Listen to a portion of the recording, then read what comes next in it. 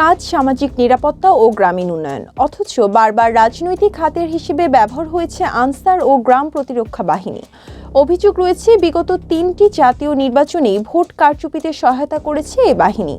ছাত্র জনতার অভ্যুত্থানের নির্বাচনের গুলি ও গণঅভ্যুত্থান শেষে প্রতিবিপ্লবের অভিযোগেও এই বাহিনীর দিকে। পুলিশের সহায়ক বাহিনী হিসেবে ঢাকা মেডিকেল কলেজ হাসপাতালে কাজ করছে আনসার সদস্য বিক্রম। ঢাকা মেডিকেল কলেজ হাসপাতালের নিরাপত্তার পাশাপাশি শৃঙ্খলাও তাদের দায়িত্ব। সংবাদ মাধ্যমকে তিনি বলেন, ঢাকা মেডিকেলের প্রতিটা ওয়ার্ডে যেখানে রোগীরা থাকে সেখানে নিরাপত্তা দিয়ে থাকেন তারা। বাইরে পার্কিংয়ে শৃঙ্খলা দিয়ে থাকেন। রোগীরা আসলে তাদের প্রয়োজনীয় অনুযায়ী নির্দেশনা দেন। আর একজন আনসার সদস্য বলেন, যারা আন্দোলন করেছিল তাদের মধ্যে ডিউটিতে কিছু লোক ফিরে এসেছেন, আর কিছু লোকের কাজ স্থগিত করে রাখা হয়েছে। নিরাপত্তার দায়িত্বে থাকা আনসার বাহিনীর ইতিহাসের শুরু 1948 সাল থেকে। ভাষা আন্দোলন থেকে শুরু করে মুক্তিযুদ্ধ সব জায়গায় ছিল আনসারের গুরুত্বপূর্ণ ভূমিকা।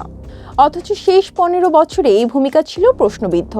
ভোট কেন্দ্রীয় কারচুপিতে সহায়তা থেকে শুরু করে আন্দোলন দমনে রাজনৈতিক হাতিয়ার হিসেবে ব্যবহার হয়েছে এই বাহিনী। 2014, 2018 ও 2024 নির্বাচনে ভোট কারচুপিতে তৎকালীন আওয়ামী লীগ সরকারকে সহায়তা করার অভিযোগ এই বাহিনীর বিরুদ্ধে। এছাড়া ভোট কেন্দ্র দখল হচ্ছে দেখেও নিশ্চুপ থাকার অভিযোগ ছিল তাদের বিরুদ্ধে। সবথেকে বড় অভিযোগ ছাত্র জনতার আন্দোলন থামাতে গুলি নিক্ষেপ। অভিযোগ রয়েছে গণঅভ্যুত্থানে শেখ হাসিনা পালিয়ে যাওয়ার পরও প্রতিবিপ্লবের চেষ্টা করেছে এই বাহিনী। চাকরি জাতীয়করণের দাবিতে জড়িয়েছে সাধারণ শিক্ষার্থীদের সাথে সংঘর্ষে। ছাত্র জনতার প্রতিরোধের মুখে পালিয়ে যেতে বাধ্য হয় তারা। অভিযোগ ওঠে গণঅভ্যুত্থানে প্রশ্নবিদ্ধ করতে আনসার বাহিনীর প্রতিবিপ্লবের চেষ্টা। দাবি উঠে এত অপরাধের সাথে জড়িত এই বাহিনীকে ঢেলে সাজানোর। পরিবর্তন হয় আনসার প্রধান।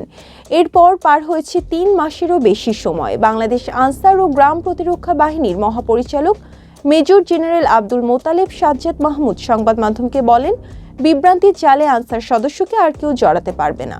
কারণ তারা জানে তাদের মিশন কি, তাদের ভূমিকা কি, তাদের কার্যক্ষমতা কি, তা আগের থেকে বেশি সচেতন। মহাপরিচালক বলেন, আগামী নির্বাচনে আনসার সদস্যরা ভালোভাবে কাজ করতে পারে সেই লক্ষ্যেই ডেটাবেস তৈরির কাজ শুরু হয়েছে।